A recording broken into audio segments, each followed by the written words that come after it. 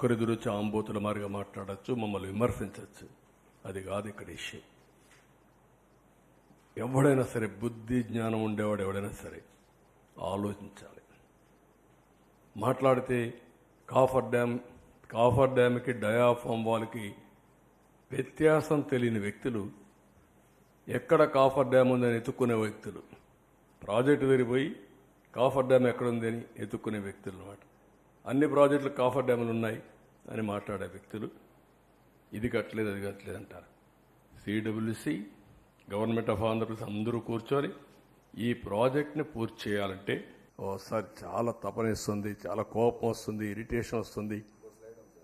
అయినా కూడా ఇది సరే, వీళ్ళ ప్రకటనలు అది వినాల్సిన పని కూడా మీరు చాలాసార్లు విన్నారు. ఏంటి ఏనండి సరిపోతుంది. ప్రాజెక్టు పనులు మొదలైపోయాయి.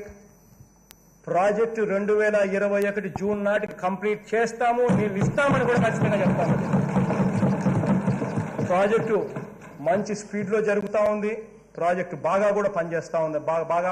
బాగా కూడా వర్కులు కూడా జరుగుతూ ఉన్నాయి. అధ్యక్ష, ఈ ప్రాజెక్టు 1 మినిట్ మీరు అక్కడ మాట్లాడినప్పుడు చూశారు. 2021లో మాట్లాడుతున్నాడు. 2021 అసెంబ్లీలో ప్రాజెక్టు స్పీడ్గా జరుగుతుందంటాడు. అప్పుడు మునిగిపోయింది. వీళ్ళని ఏం చేయాలంటే వీళ్ళు ముఖ్యమంత్రులుగా పెట్టుకోవడం అనేది మన దౌర్భాగ్యమే కదా. ఇదే అతను మాట్లాడే మాటలు. నెక్స్ట్, ఖరీఫ్ 2022 నాటికి నీళ్ళు ఇచ్చే పరిస్థితి తీసుకొని వస్తానని కూడా ఖచ్చితంగా కూడా చెప్తా ఉన్నాను అధ్యక్ష.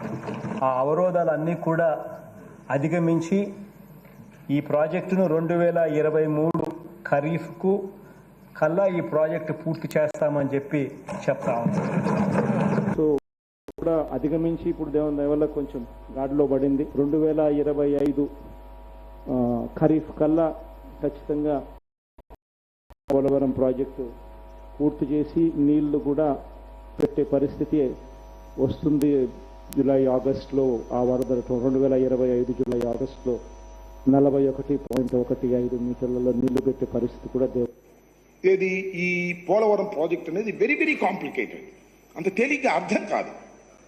ఏంటి అంత అర్థం కాదని గట్టిగా చెబుతున్నారంటే నాకు అర్థం కాలేదు కాబట్టి. మరిన్ని వీడియోస్ కోసం ఛానల్ ని సబ్స్క్రైబ్ చేయండి. లేటెస్ట్ అప్డేట్స్ కోసం వాట్సాప్ ఛానల్ ని ఫాలో చేయండి.